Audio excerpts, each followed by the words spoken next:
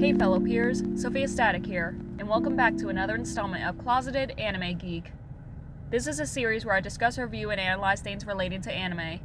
Today I'll be discussing Season 2, Episodes 11 and 12 of Komi Can't Communicate. Quick recap. Tadano is the average Joe, who's helping the popular girl with social anxiety make a total of 100 friends.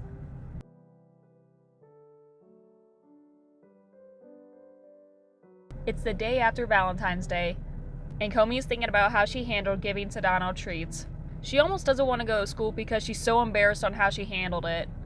But Komi eventually gets to school, and all of her friends are thanking her for the goodies that she gave them. But she's very tense about facing Tadano.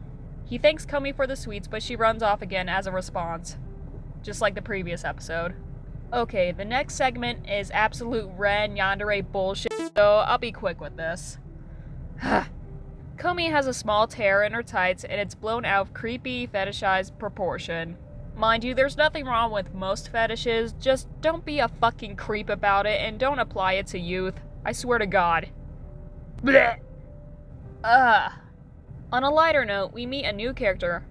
Well, technically we've seen her this whole time because she's one of Ren's friends, so she's just been kinda in the background. This is just her proper introduction. Ayako is described as a nice, high-energy girl, but here's the catch. She has a temper and can get very demonic when tested.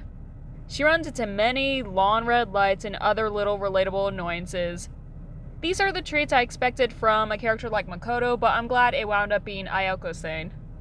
Also, she has a cute little hair devil horn design that flares up the more of a temper she has.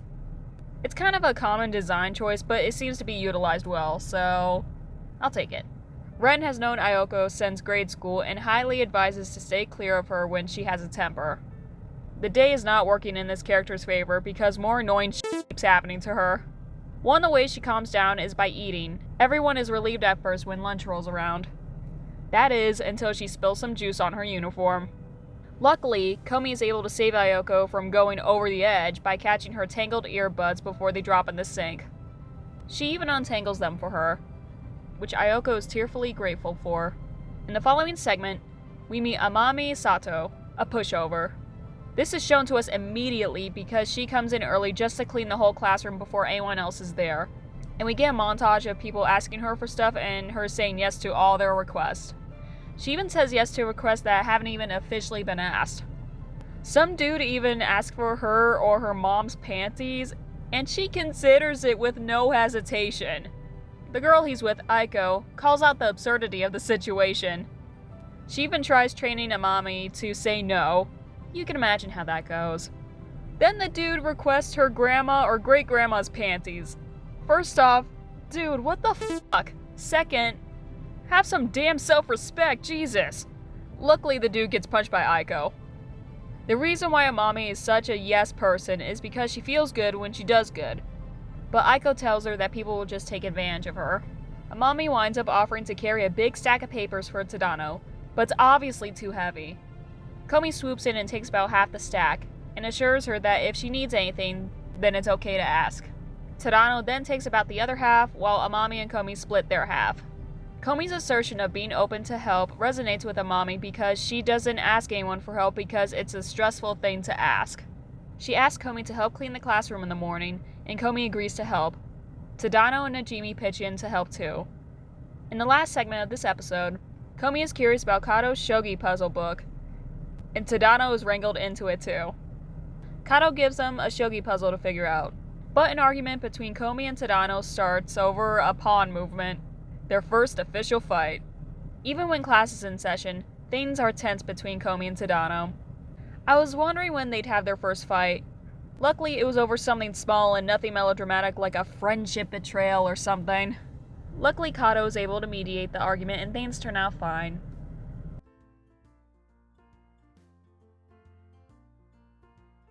We start off this episode by celebrating White Day.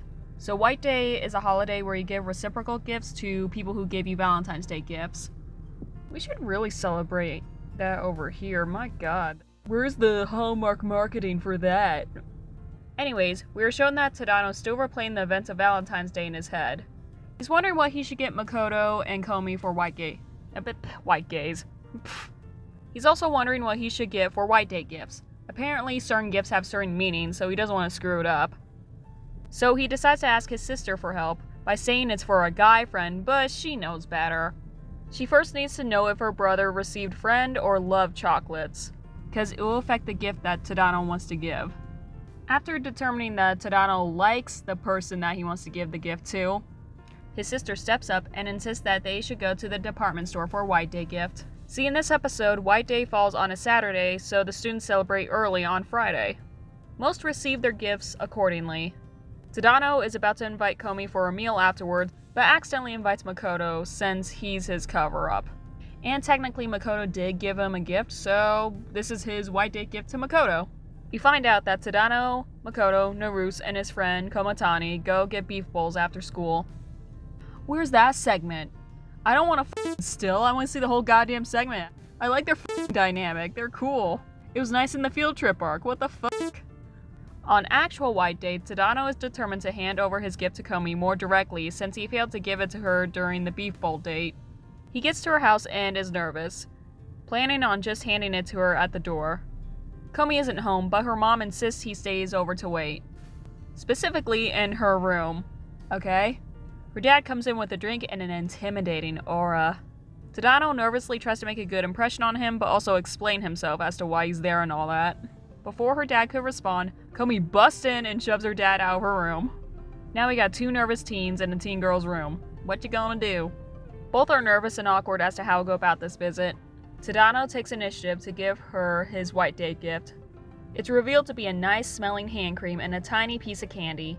It was established earlier that certain sweets have different meanings. Marshmallows mean you hate the person, and candy means you like the person. The fact that you go through the effort to buy someone a gift only to tell them you fucking hate them in the most passive-aggressive way. Here, have a fucking marshmallow, you fucking You know what? You don't deserve the Toblerone. Anyways, this segment rounds out White Day into a nice flustering visit. In the next segment, we see a group of students cleaning the classroom. Najimi proposes that they play Eraser Drop, a very intense game where everyone tests out their erasers and they have their own strategies. The whole class gets involved. It's very intense. I never had anything like this in my school, so... Komi seems to be doing very well, though.